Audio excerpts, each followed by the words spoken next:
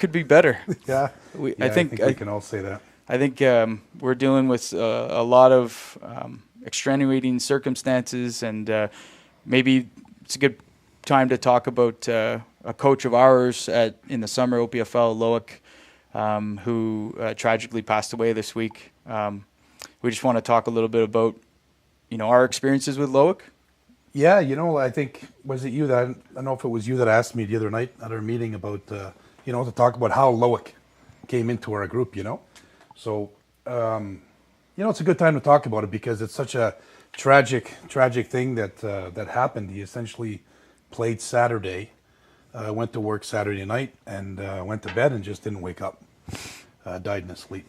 He's 23 years old, third-year player at Ottawa U, starting D lineman, full of life, and as we got to know him, a really, really great guy. So I'll tell you the story how it came about that Loic came to us is. Larry's a nut bar, right? Larry Ring, the coach. So, he's got to make sure that all of the I's are dotted and T's are crossed with stuff. And we really, really knew going in, we had a special D-line. Mm-hmm. We had Bachoka, we got Big Don, we got Big Kevin, we got Ben Lancaster, we got Jamil. Yeah. I mean, Devo. Yeah. And that's a pretty special group of young men, right?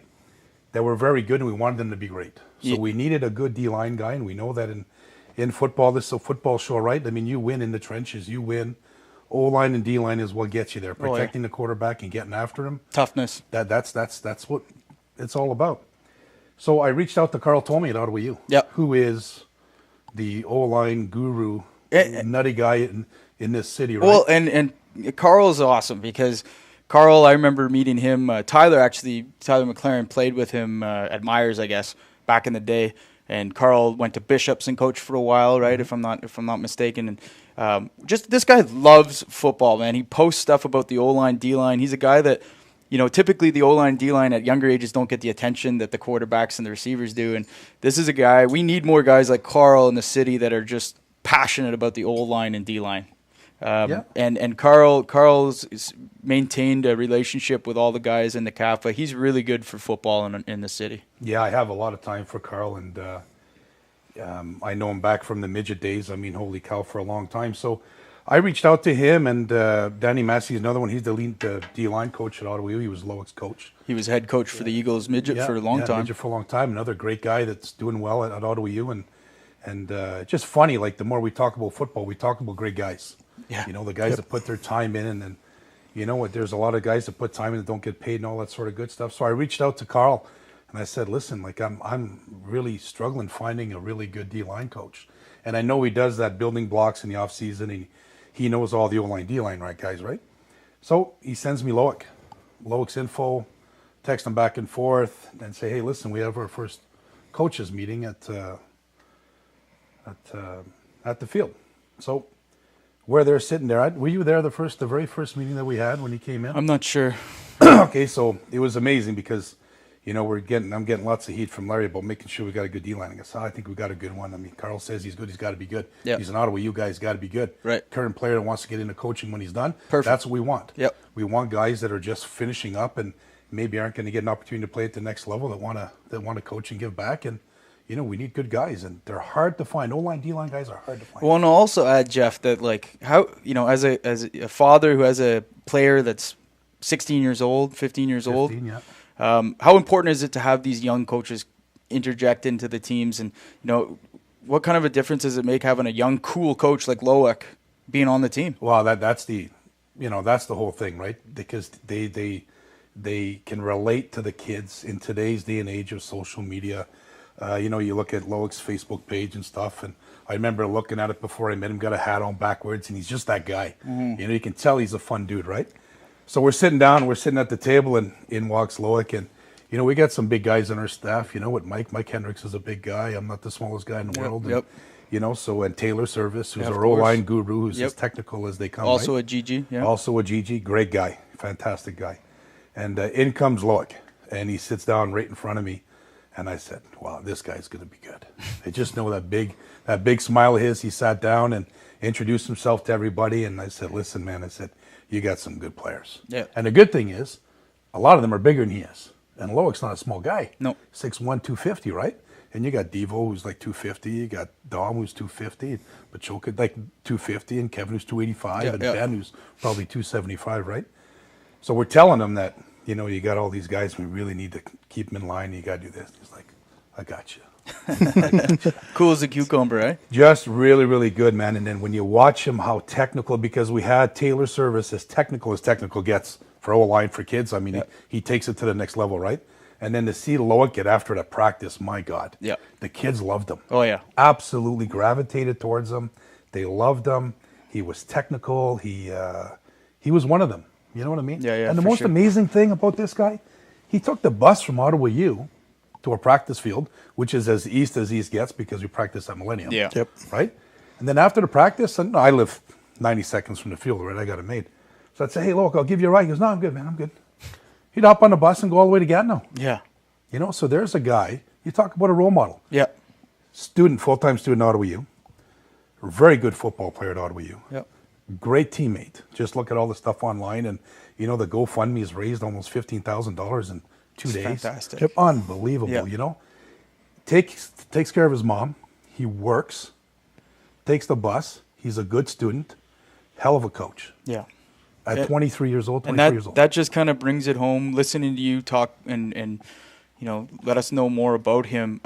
It's just such a shame that we lost him, you know. And you think about the coach and person he would have developed into. You know, it's just a bloody shame. Yeah, it's not right. It's really, really, you know, it boggles your mind, and it just takes you into these moments of the day. Sometimes you're just thinking like, what the heck? Yeah. You know, and I'll tell you what, that speech he gave before the championship game in Kingston, like before the kickoff, he just went in there in the middle of the kids, and I walked away thinking, somebody give me a helmet and shoulder pads. I know. You know, like, get me in. Like, I'm the coach. I don't want to coach this one after listening to him.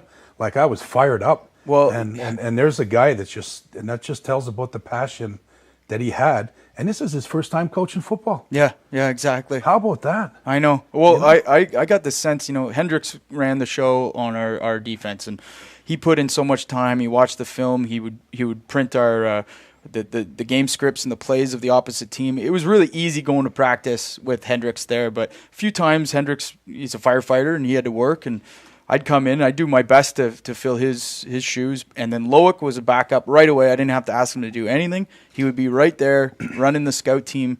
And, you know, you'd listen to some of the things he was saying. You know, he had a way about him that I noticed right away that he could relate to the players, like you mentioned, but also he's able to deliver the message in a way that was soft, but also got the point across that he needed. And I think he was fantastic, and I think I'm blessed. We're all blessed to have spent this summer with him, and it kind of culminated in this special championship that we won at the OPFL. Yeah, it was. He certainly earned everybody's respect, big time, right from the word go. And it's too bad. It's really, really a sad time, and the GGs are doing a great job with their tributes to him. I mean, when you look at his family, I guess never really knew how much he meant to people and to football, you know, and they're starting to see that now. Yeah. So it's really, really, I mean, Ottawa, he was such a class group of guys, right? Yeah. We know them all. Such a class group of guys. And, yeah, it's too bad. It's a sad time for us, but, you know, I'm glad that he was with us. Yeah. I'm really glad he was with us. Same. And, you know, the one thing as I get older that I think is really special about the sport is all the people that are involved in making this game great and delivering it to the next generation. We're kind of a family, and I think the more we can reinforce and kind of tell people that that's the way that it should be and that's the way that it is. It's too bad that these tragedies kind of bring it home, but the football community is kind of there for all the other football guys. We're all one tribe, whether you're talking about the referees that are there refereeing, or the players, or the parents, or the coaches. I mean, we're all football people trying to give back to the sport. So, you know, Loic, it was awesome, and you know, our hearts go out to his family. But we should probably move on. Why don't we go on to the Tyke Power Rankings we always start with? Yeah, so it was a crazy week of football. Top matchups across all the divisions playing out in the crazy hot weather that we've been having all week. Yeah. Let's see. Starting with Tyke 6v6, we had the Warriors top the Generals 25-18. Very close matchup. Warriors pick up their third straight win after starting the season 0-2. The Warriors were able to close out the Generals' high-power offense. They came in averaging 43 points a game, and the Warriors were able to hold them to 18, their lowest output of the season. Now, I just want to maybe get your point on this. Talking about the Generals, at least in my memory playing in this league, the Generals are always not a very strong team on the win column. I was only able to play in a couple, I think 3 C Cups in my time with the Warriors, and it was always against the Generals. So having the new leadership come in over the last couple of years, Jim Whitman, I think has done an amazing job with the Generals. You're starting to see the athletes return to this area. Now, is there any reason why the Generals can't become a very good football team at the bantam and potentially the midget level? It's demographically, it's tough. Where they're situated, they're situated is really, really tough. I think that there may not be enough players to make that happen. And certainly coming from Tyke, Mosquito, Pee Wee, Bantam, that progression that we all see. I mean, you've seen it, with Justice's team through Tyke that we've gone up through Bantam. I don't know if they can sustain that. Right. And that's one of those things I think that, we've talked about before where clubs maybe need to consider merging. So they have 40 players. Which they have at, I believe, Mosquito and Pee Wee. Yep, they merged with the Mustangs. South Ottawa Mustangs, right? And that'll help. And nobody wants to see a program go. We don't want to see the Generals disappear. Right. You don't want to see the Mustangs disappear. Absolutely not. It's really hard. But sometimes you got to make tough decisions. And it's for the betterment of everybody, because the last thing you want to do is go to a practice, HESN, go do a practice, and you want to do a spotlight on a real good athlete or on a coach or on something, and there's 14 players. Right. It doesn't help anybody. Right. But if you combine those 14 guys with the 21 guys on the other side at the Mustangs, for example, or maybe the Giants or somebody in close proximity, and you can merge and say, you know what, at least we're getting kids playing football. Yep. And at least we're not folding after having 14 kids. And then now, because we've seen it this year, right, with some teams, now those 14 kids have nowhere to play. Right. So, and that doesn't help anybody. And I think, I've talked to a lot of people from a lot of different parts of the city, and there's varying opinions on how football should proceed. But I think the one thing that we have to really drive home that, I've been educated on over the years is that the more kids playing football, the better. And sometimes when, young competitive coaches look at football, they want to make everything very elite and make it the best it can be. And I get that. I really do. But when you're cutting kids that maybe need more time to develop and could turn into be very good football players one day because they're not there yet, we're not helping the game. So just to stay on the Tyke for a second, the 6-on-6, I remember talking with Steve Dean. I've talked to you. I've talked to some people. I think it's great because they took some teams that otherwise wouldn't be playing, some kids that wouldn't be playing. Yep. My nephew plays for the West Carleton 6-on-6, 6 for 16. And I was talking to my sister the other day, and she said it's unbelievable. They're loving it, right? They're loving it. Yep. And I remember telling her when it started, she called me and said, what do you think? I said, you know what? I said, I think the coaching has gotten real good. And I said, as long as they're not putting that big kid in the backfield and, rolling down the field, nobody can tackle him. As long as, we were talking about it earlier, football is a late developing sport. Mm-hmm. Some kids don't start playing until 13, 14 years old. Right. High school's the big thing in the States to start playing football. They have Pop Warner, but it's weight restricted in the United States. Right. So they have to wait till they go to high school, which means they have to wait till the high school age. So if it sounds like they're doing a real good job, because I hear nothing but good things about it, they're developing football players. Absolutely. And now you have a team of, what do they have? They have like 15 or 18, I think they have to have on the team. That's great, because something else that happens when we see it happen at midget quite a bit, is that you only have to have 22 players to start a game or to play a game. The problem is some teams take that as gospel and they only ever have 22. That's not right. Right. We've talked about before, kids are going to get hurt and all that sort of stuff happens. You have to have full rosters. So that's another topic, I guess. Right. But I think Tyke is doing great. I think it's as healthy as it's ever been at CAFA. Right. Yep. I've seen some games. I mean, our Panthers are undefeated. Right. And I can tell you, I go to the practices. those Panther coaches are doing a great job with that Tyke team. Yep. They're doing a Well, really good you job. mentioned your nephew plays for the Wolverines, I believe you said, and they won again. They're 5-0. They beat the Riders 26-12, and the Riders, they showed improvement though. Last time those two teams played, the Wolverines won 57-31, so they're starting to close it down defensively. That's going to be it's going to be a fun championship to watch, a 6-on-6. I think it's, like you said, it's new to a lot of people, but you know, it'd be fun. I think it'd be fun to coach a team, a 6-on-6 type team. Yeah. Yep. Yeah, and a lot of these kids go to like the Carleton Ravens, the Junior Ravens camp and all that sort of good stuff where they're getting some development, a lot of coaching and stuff, so it's great. And how good is it that we're here on air talking about Tyke football? That doesn't happen very often. I know, right? You know, it's great because, you know, we're doing power rankings for them, doing everything for them. So you know what? People are paying attention about what's going on with, you know, what these kids are doing and how they're going to develop, because we'll be talking about these kids at Tyke. Then you'll be talking about getting them, you know, offers from Queens and Bishops McGill and some U.S. school or something. And you know, I you know, at the risk of harping on this, I really see football very close to being where it needs to be. And I think people lose sight of, oh, there's so many things wrong with football and it's so fragmented. But in Ottawa, I think we have a pretty good thing. We're trying to develop football in other areas with the 6-on-6. We're trying to boost clubs. We're trying to make football more available. We were out at a game in Embrum. You know, there is football out there, and there are some good players out there that maybe aren't on the level of the Ottawa City teams, but I mean, that should be an aspiration of theirs to get in and start playing the Ottawa guys. And it's good to see football growing. And I think when you take a program and you have a kid from Tyke 6-on-6 that moves up to maybe a Tyke 10-on-10 the next year, if they're able to get more kids, you see them, you have a track record of this kid and what he's been able to accomplish over the years.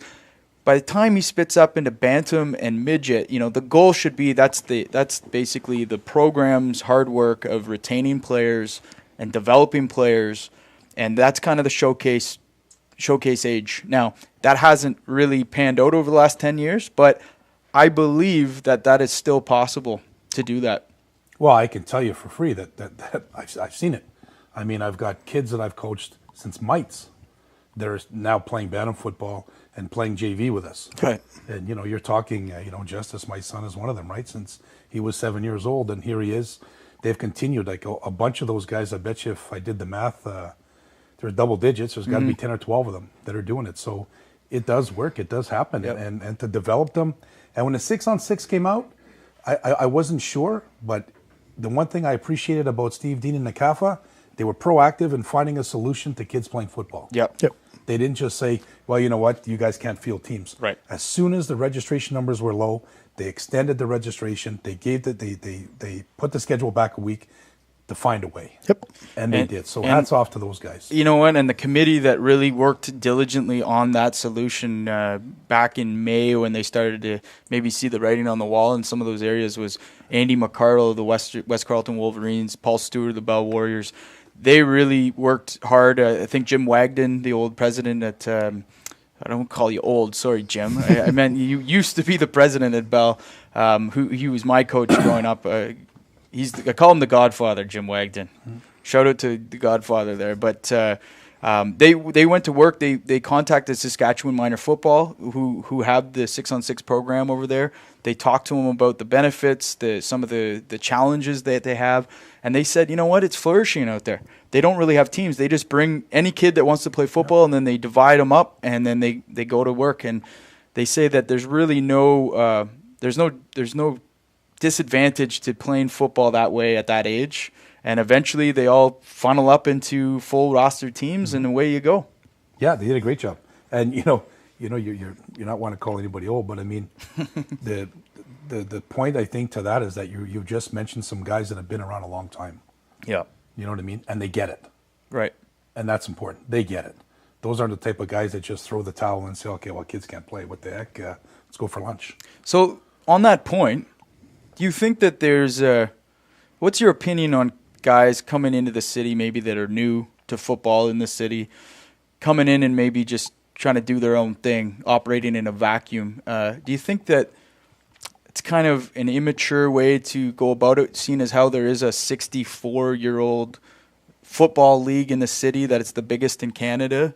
that other organizations look to NACAFA in Ontario and beyond in other provinces to say, you know what, it's not perfect, but these guys got it right. In anything in life, communication is key. Experience speaks volumes in a lot of things, and we've had some guys. We can do a segment on that all on its own, likely, that just think that they can do what they want, and they don't need the support from other people. They don't need friends at the table, and they can just do things as they see fit. All I can say to that is that they have proven that it doesn't work. Right. Okay, it doesn't work. You need to get along. If you're a football coach, you need to get along. Politics is a big thing in minor sports. Yeah. Whether you like it or whether you don't. It's reality. You've been at NACAFA meetings. You're an executive at NACAFA now. You go there. There are heated discussions. One thing that has to stay true is that you have to have respect for what people are doing. Right. You can't come in thinking you can do your own thing without a care in the world for anybody, because that no caring is going to come back on you. And it just doesn't work. Not just in football and life, it doesn't work. Well, we're talking about football, right? You're talking about developing young men, and it gets lost sometimes. And coming from me, my teams have won a lot of games. We've won championships. We've done some things, but that has never been at the core of what we try to teach kids. At the Panthers, we're proud that we have really good kids. We don't talk bad about any kid because we just don't have bad kids. We teach them different things.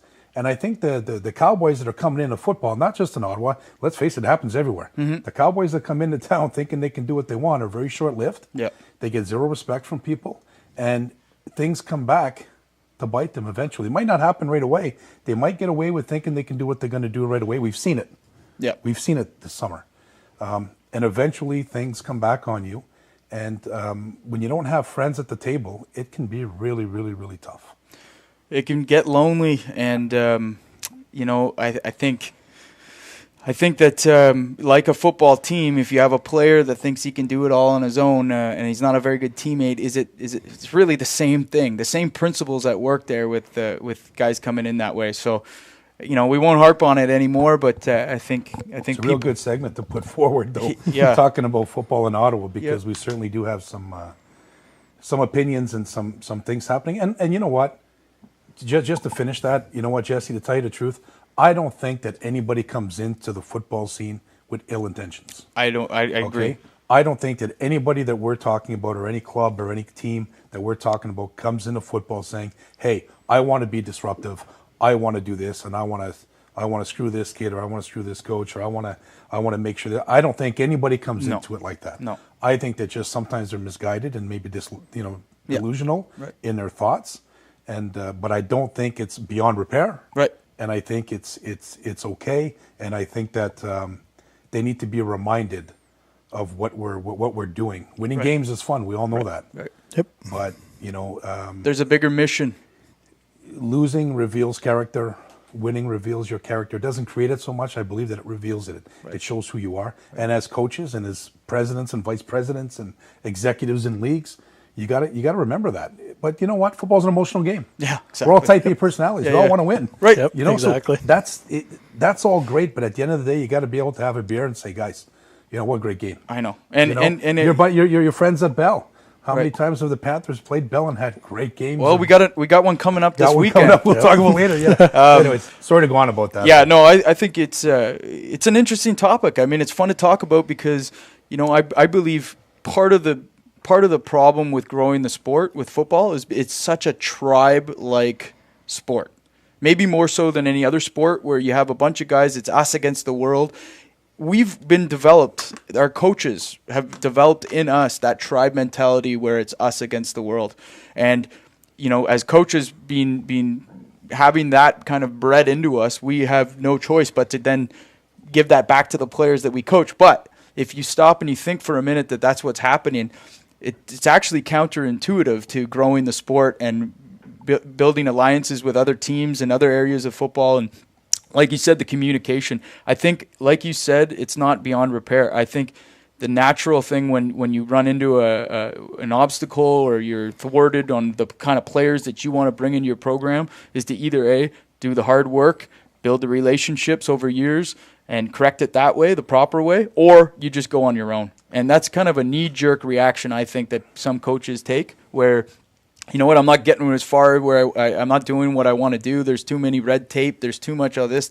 I'm just going to do whatever I want.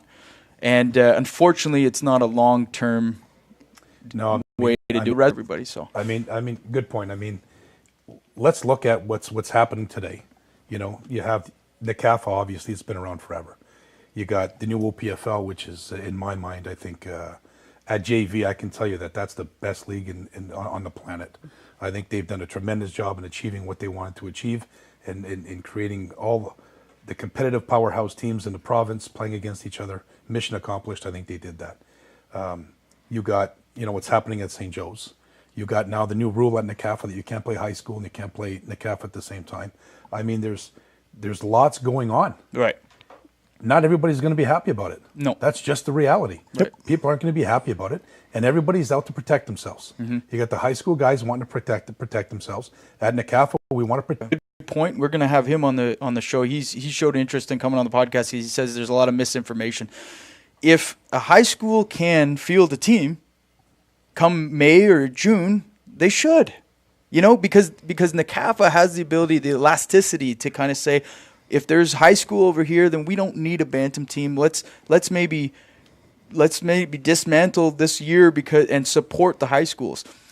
The problem is a better level of organization at high school and more foresight is needed, and that's something that we can't govern, right? So we could that can work on more sense because you got a school, and I say this without knowing what happens at high school a whole lot. I'll admit that I don't really know what happens at high school. I'm not familiar with their constitution, their rules, their do's and don'ts, boundaries, and all that sort of stuff. I know very little about what happens at St. Joe's with St. Joe, Canada North.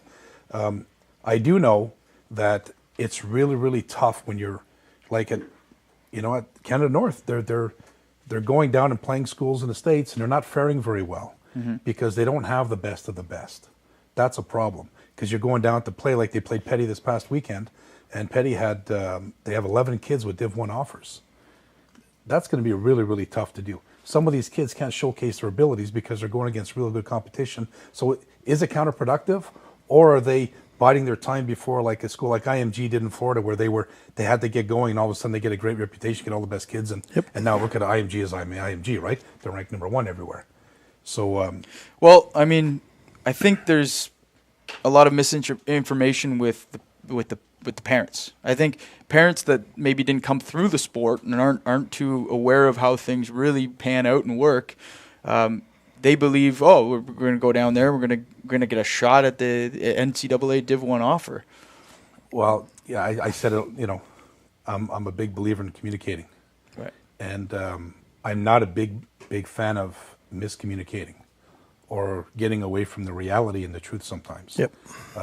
And we dealt with it. You know, Jesse, you were lucky to have you part of our staff at JV this year, and we had a lot of fun and pulled it out at the end. And we had some kids that we all know that didn't come because they were led down this path of doing other things. And sometimes you got to find out the hard way. So I think communicating is a big thing. I think the options that kids have today, there's lots of them, and it's good. Because the sport is growing. Yep. I mean, St. Joe's with Football North out here, I'm not suggesting it's a bad thing. Yeah, me neither. I think that they're going down the road and they want to do good. Like I said, nothing is ill-intended. Right.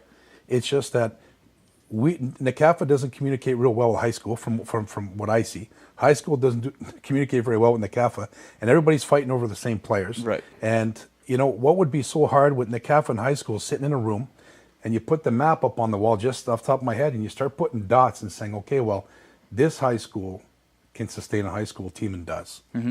How well do the NCAFA teams do in that area? How can we come to a compromise to maybe get the kids to play senior high school and not play midget? I'm not suggesting that. Right. I'm just saying, you know, midget football's got its challenges now too, right? Absolutely. Everybody wants it to succeed because it's the older kids and all that sort of thing. I get that.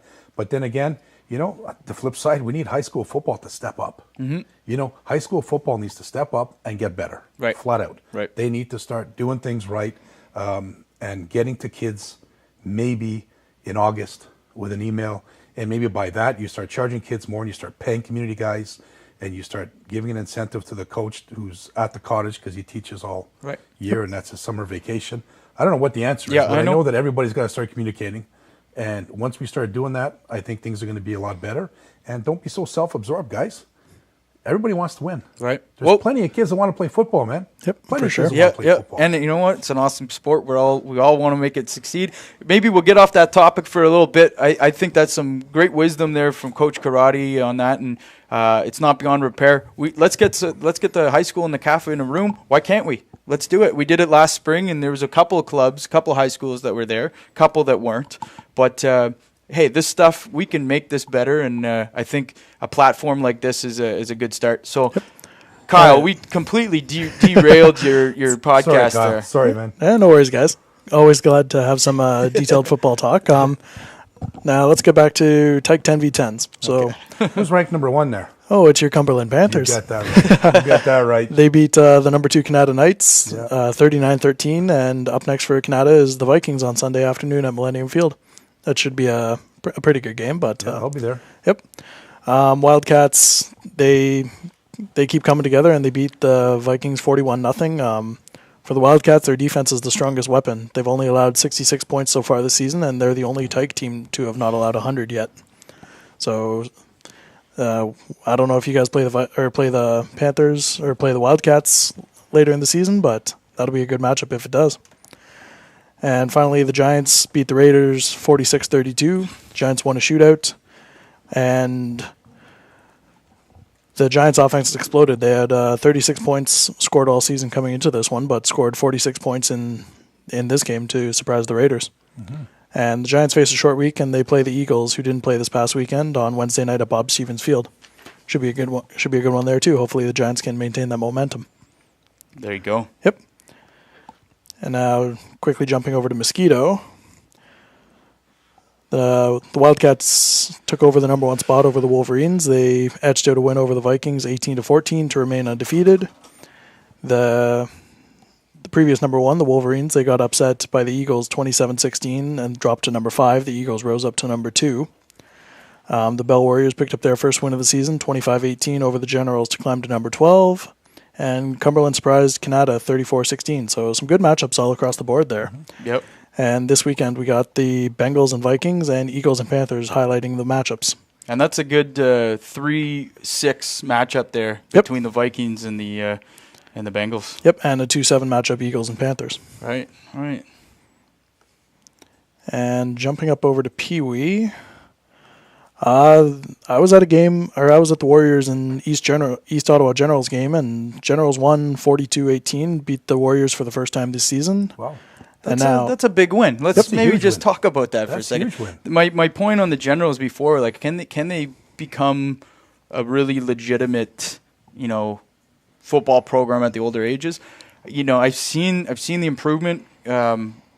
Since Jim has taken over, the professionalism there is good, and that Pee Wee team is passing the ball all over the Warriors in that game. They've got some real good players there. Yep, and they were even pulling out a couple trick plays with the halfback pass twice. Right, that's right. And it burned them a couple times. I've seen that a lot. I've seen that at Bantam, a couple teams running the old halfback pass. Oh, yeah. Yep. Got to be ready. Yeah, and I saw it at Midget. Bel Air was doing it too. That's right. So at this point in the season, I think you know who your players are on your team, and you can dive into the trick book a bit.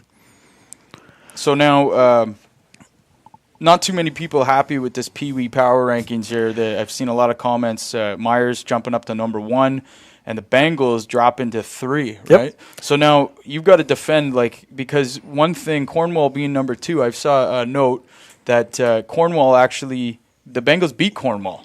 Yeah, that was back in week 1. Okay, so 40-13 in week 1. Orleans did beat the Wildcats, but football's a game of what have you done for me lately? And this past weekend, the Wildcats, they shut out the Vikings 36-0, while the Bengals lost to the Myers Riders, who are now number 1, by 41-34. So, unfortunately, you lose. You usually have to drop. Well, and don't forget, people, these aren't standings. Right. These are power rankings. So these are how I feel the teams are proceeding so far in the season. It's not official standings. So yeah. But I like the hate. I mean, keep it coming. I'm glad to defend it anytime I can. I think you're doing a fantastic job with the power rankings, Kyle. And I always think, like, in marketing, if you're not getting a reaction, whether it's good or bad, you're not doing enough, or you're not doing something right. So, the hate is just as good as the compliments that are coming our way these days. And last week we had a shout out request for the Pee Wee Panthers. This weekend they beat the Canada Knights 53-13, and they rise up from 8-4. So Cumberland Panthers, they're doing the right things across all the divisions. They're rising up. Yeah, they're getting better, that's for sure. It's a very competitive division. Yep, for sure. Pee Wee seems to be getting some of the most comments on the rankings, so I'm loving it. And now let's go on to Bantam. Jeff, again, your Panthers beat the Knights 34-14 in a 1v2 matchup. Let's maybe talk about that game a little bit. You were there, were you? I was there, yeah. So Canada starts the game off and coughs the ball up twice, I think, in the first two series. That did not help their case. You got to think it's pretty intimidating going into, Millennium Sports Park, the new field, the lights, the night game, a 1-2 matchup, and they just kind of, I think maybe they shot themselves in the foot. I think they could have done better if they hadn't had some first quarter kind of missteps. Yeah, you can't give, hey, let's face it, Christian's the quarterback running that offense. You can't give him, it's bad enough you got to give him the ball at some point. You can't just cough it up inside your own zone and give him the ball. And what was good about that game is that so Fabrice has gone to go play St. Pete's. Mm-hmm. So they've got some great athletes on that team. The coach is doing a good job. The one thing that was really good about that game in my eyes is that they actually put drives together and marched down the field. Because up until then, it was Breezer getting the ball running 70 yards for a touchdown. And a credit to them, they're able to sustain the drive and get it down. And Chris is playing well. Their defense is playing very, very well. They've got some guys from our JV team. And you get the Bell Warriors and Myers and those teams like Canada that have varsity kids on their teams that are just, I think, just a notch above because they played in the summer in a real competitive league. Yep. Right. With a lot of these kids, and that's something nice to see. They all know each other, right? And it's more football. So it's more experience. It's more football. It's more football. I thought that running back for Canada, I don't know his name, but I thought he was a real tough runner. There are some really good running backs at Bantam. Yep. There are some really good ones. The Panthers have a couple of good ones. The Eagles have a couple of good ones. Canada's got a couple of good ones. Bell's got. Yep. I think everybody's got some really good players on their teams, and it's about being sustainable on the field and not making mistakes.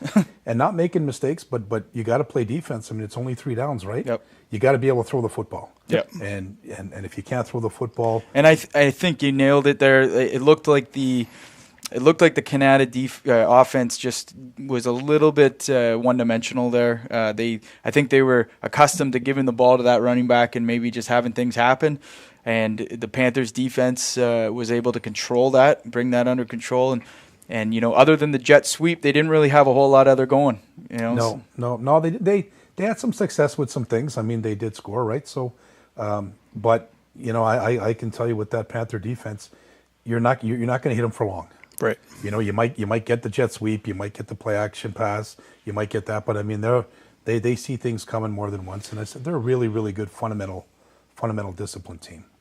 Having said that, Canada's only lost one game to potentially the best team right now, the number 1 power ranked Cumberland Panthers. Yep. They've got time to clean things up, maybe add a few wrinkles. Their quarterback, I was very impressed with. I think he showed a lot of composure and led that team. So still they are in the hunt. I think the matchup we need to talk about now is the 1-2 on Saturday at 12 o'clock at Queen's Point. Yep, you guys have another 1-2 matchup this week. The Bell Warriors moved up to number 2 with a 5-0 record with a 28 win over the Vikings and also a controversial 22-19 win over Bel Air on Wednesday night. Jesse, what happened at that game? Yeah, so it's kind of a blur because of that Wednesday night game, and then they played the Vikings on Sunday. I had to go to a wedding, so I've kind of been out of the loop there. Thanks to the team that we got here, everything's still moving and going forward. But the Wednesday night game was at Caladar, and the Pee Wee game before that was the South Ottawa Mustangs and the Generals hybrid team playing the Lions, and those highlights are up on the HESN YouTube channel.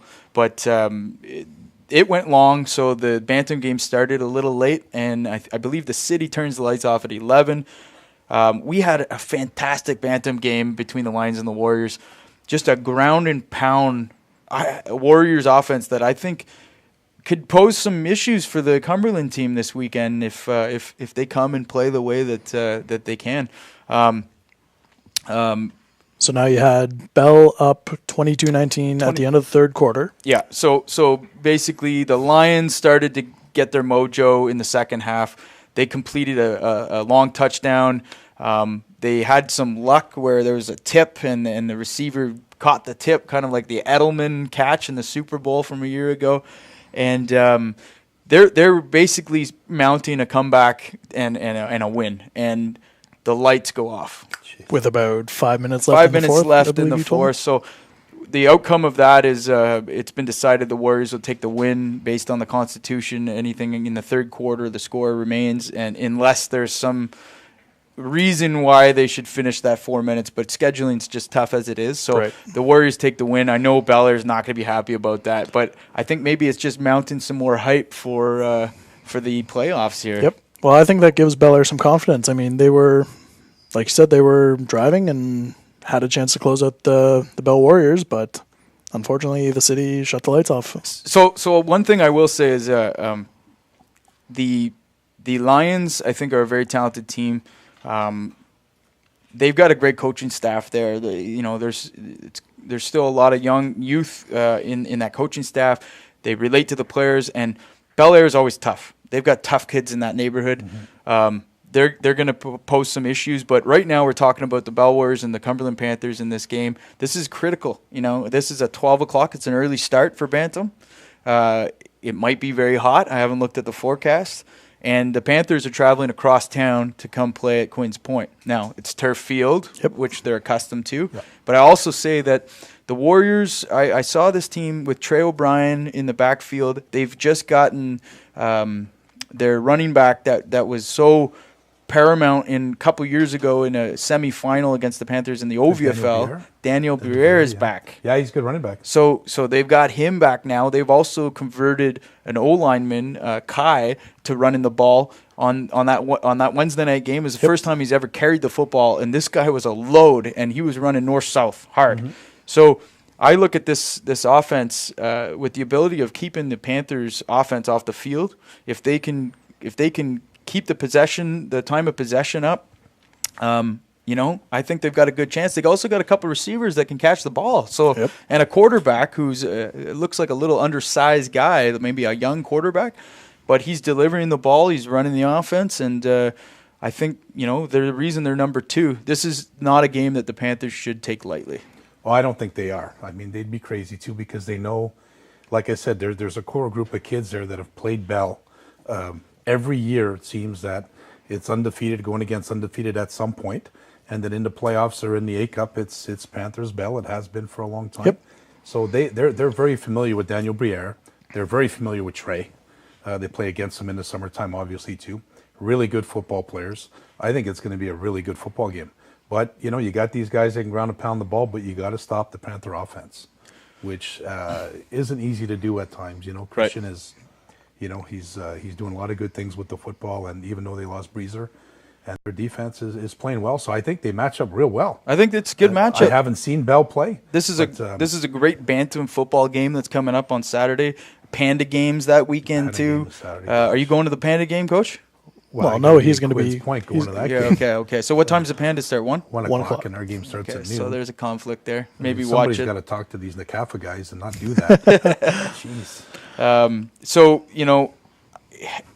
If I were the Panthers, I'd be looking out for that safety, number 2, on the Warriors. He's also a punt returner. I think he took 2 punt returns back for touchdowns this weekend against the Vikings. They can hit you from different areas. The Panthers' offense is explosive. They can run the option. This is going to be a good matchup. But if you look at the Bantam division here, you got Panthers, Warriors, Lions, who I think the Panthers still have to play. Yep. It's not getting any easier. Canada's just taken maybe a step back after the Panthers, but we got four solid teams here. Yep. And three of them from the West. So really, the Bengals and the Vikings and the Raiders look like they're probably out of contention here. So we'll see what happens, right? Yep. Yeah, just a couple of quick other scores from the Bantam division. The Red Blacks beat the Raiders 20-14, and the Lions picked up right where they left off, 42-6 over the Riders, and the Eagles picked up the default win over the folded Wolverines. Right. So that's that for the Bantam division for this week. And moving on to Midget, absolutely no changes in my power rankings. Kept it nice and simple for them. Status quo here. Yep. For Midget. Yep. The Riders beat the Knights 36-0. Unfortunately, the Knights' free fall just continues. They look good in the first game, but yeah, I don't know what's going on there. I mean, I will say we had a game. HESN Live was scheduled for Thursday night. We were all really looking forward to doing this game against the Riders and the Giants, which is a 2-3 matchup. Yep. It's perfect. Along with the sad news that we heard about Loic, I also had an issue in my family and a death, so I'll be heading to Sudbury for a funeral on Thursday night, and it is what it is, like we all love this game, but sometimes things come up. So we're going to be back with the live broadcast and our full A-team broadcast. We're not sure if you're going to join us yet. We'll maybe get to that conversation next. But the Midget Showcase is on the 9th of October. Thanksgiving Monday. We got 3 great games lined up, and we're going to broadcast them all.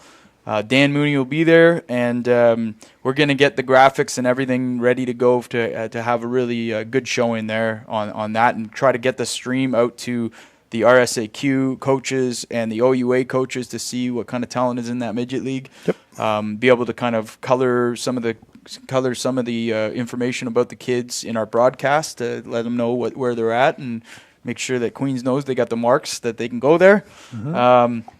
So maybe if we talk about that midget division a little bit more, the Norsemen undefeated. Yep, Norsemen shut out the Bengals 38-0, and one player that caught my attention was the Norseman kicker. He kicked field goals from 35, 38, and even an impressive 42-yarder. Okay. Well, they've been blessed with kickers. Last year, Kiernan Flannery Fleck was the the kicker for the Norsemen. Had a couple of huge punts in the championship game. He's now at Queen's University, along with another Warriors alumni that's punting for the Queens Golden Gales, Jack Rabb. Having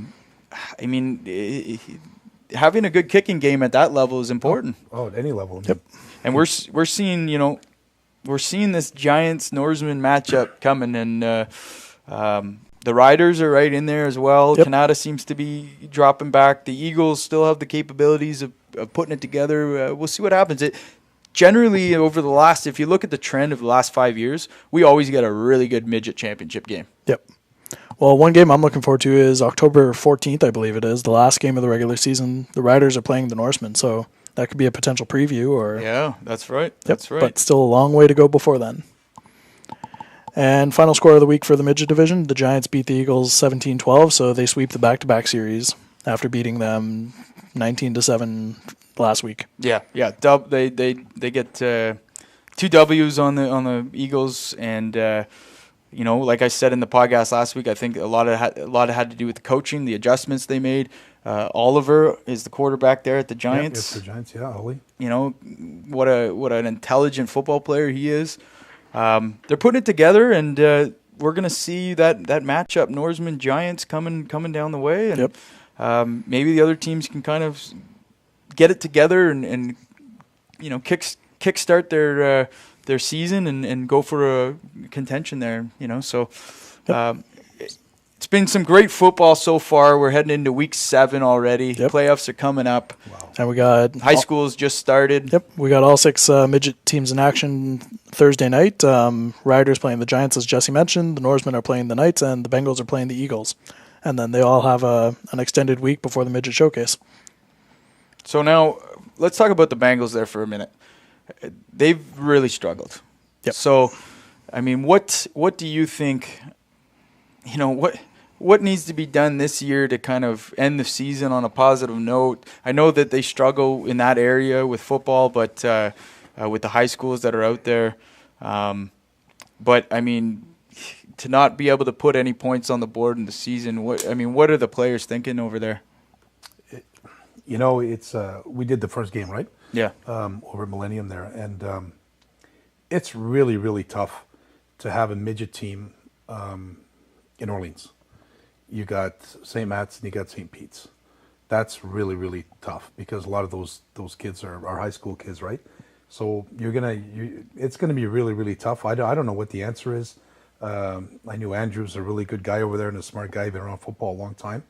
I don't know what the answer is, but I mean, maybe the answer is somewhere in communicating with high schools and that sort of stuff we talked about earlier, because you just can't go on and they only had 20 or 22 players when we did that game. Right. Yep. You can't do that week after week. And I really don't like that rule. And I think that, when they suggest you need 22 players to start a game, that under a circumstance, you got 3 or 4 guys banged up, somebody's gone to a wedding, another one's gone to a funeral, and somebody else fell off their bike. I get that. Mm-hmm. But week after week, right, you shouldn't be allowed to do it. Kids are going to get hurt. And you got guys playing positions that they shouldn't be, just out of urgency on the football field. We saw that night. There's so many things that happen that have to be addressed, and it's no fun when you're not winning. Right. Let's face it, when you're not winning, it's no fun. Guys are leaving to go to high school and stuff, so I imagine a lot of that's happened. So I don't think there's a quick fix. Right. I think stuff like that gets fixed with other things we need to talk about fixing. Right. And then that just by default is going to fix itself, and it's going to be good because it's the only midget team east of the Giants. That's right. So there's no shortage of football players in Cumberland and Orleans, right, and Blackburn Hamlet. Yeah. There's no shortage there. Hey, from the newbie point of view here, this is the producer who's not really a football guy. With baseball, we have to have 8 players. You can play with 8. Usually we miss an outfielder. What's the deal with football? Are there, if you don't have 20 guys on your sideline, you can't play? What's the rule? I don't know. So there you've got to have 22 players to start the game. So, you can do the math real quick. You need 24, really. Yep. Because that means 2 guys are going both ways. I'm not a big fan of that happening for a long time. I wouldn't allow, I don't do it, we don't do it. I wouldn't allow my son to do it, but I've seen players go, play safety and play quarterback, play running back, play linebacker, play receiver, play DB, the whole game, return punts and kicks. You can't do it. In the heat, you can't do it. In the cold, you can't do it. In the rain, you can't do it. Against a real good football team, you can't do it because you need some time off. You're going to get tired. When you get tired, you make mistakes. When you make mistakes, you get hurt or you get somebody else hurt. Okay. And I really don't like it. I mean, if I haven't said it loud enough, I can talk louder. I really don't like it because kids are going to get hurt. And you see another team that's got 40, and you're going to you see the punt cover teams and punt return teams and kickoff teams. Guys are flying down the field that a lot of times don't get opportunities to play on offense and defense and want to earn their spot. We had some of them on our JV team, Of course, yeah. And, Dario being one of them. You know, holy geez, you Yep. put the kid on special teams, it was an animal. And earned his playing time that way, right? And if he's going to go and and he's got to man up against a guy that's never got off the field, and that guy's dogging down the field, and you don't see him coming, you're going to get hurt. Right. And that has to be addressed, I think, because it can't be, the norm. Right. You can't show up with 22 players all the time. Mm-hmm. Someone is going to get hurt. And I would prefer if they didn't wait till someone got hurt to talk about it. Right. It means they're running as much as soccer players in the most heavily contact sport there is. At 12, we talked about this earlier. And you're talking about a group of kids at that age. There's some big kids. I mean, I never forget go back to Loic for a second, coming out to our JV team at D-line. And when I told him how big some of these kids were, and he was like, yeah, whatever, he's exaggerating. He just wants to come out. Holy jeez. These kids at 15, 16 years old, Dominic Ostrowski is not 16 yet. Yeah. That's, Chris Pachoka is not 16 yet. It's scary. Lancaster. It's scary. Big Kevin, who just turned 16, was 6'3", 285 and could move. You're talking about athletic, big kids these days that could just flat out play. And if you're tired, you get lazy, you make a mistake, somebody else that hasn't been on the field all game is going to could tune you up. Yep. And do it legitimately. I'm not suggesting anybody's Right. doing taking shots. Right, right. It's not what I'm suggesting. Yep. I'm just suggesting that it's football games. Like guys are flying around. There's some big athletic kids out there. That's right. And some That's a kids good are point. tired and making mistakes, and that's Yep. big For sure. plays happen. Yeah, when you're tired, the first thing that goes is probably your attention to detail and positional awareness. So it's a good point, Coach. Well, definitely we're talking about it now. So Orleans, we'll hopefully be able to help that situation, but we should probably be wrapping it up. We've had a good chat here today. Is there anything else we want to get to, Kyle? Not that I can think of. Anything on your mind, Jesse? Well, we've got a lot of good games coming up this weekend. It's Panda Week, obviously. We haven't had a chance to really revisit the OUA in a while, but we'll save that for another day. Go check out, if you want to see what's going on, go check out OUA.ca or OUA.tv to watch all the games. We've got the Panda game, obviously, coming up. There's probably going to be some special things going on for Loic there. Ottawa University is going to hold a little ceremony and tribute before the game. Okay, and we've got our 1-2 matchup at Bantam with the Warriors and Panthers, 12 o'clock Queens Point. Go check that one out. HESN Live will be returning for the Midget Showcase October 9th. And until then, Jeff Karate, Coach Karate, Kyle Ball, and I'm Jesse Card. And this has been the HESN Football Podcast, and we'll see you back next Wednesday. If you want to help HESN, subscribe to the channel, like the page on Facebook, follow us on Twitter and Instagram, and do the same for NCAFA. And let us know if there's a topic that you want to hear us discuss. Put it in the comments, and till next time, adios. And if you hate my power rankings, keep the hate coming. Let's hear it.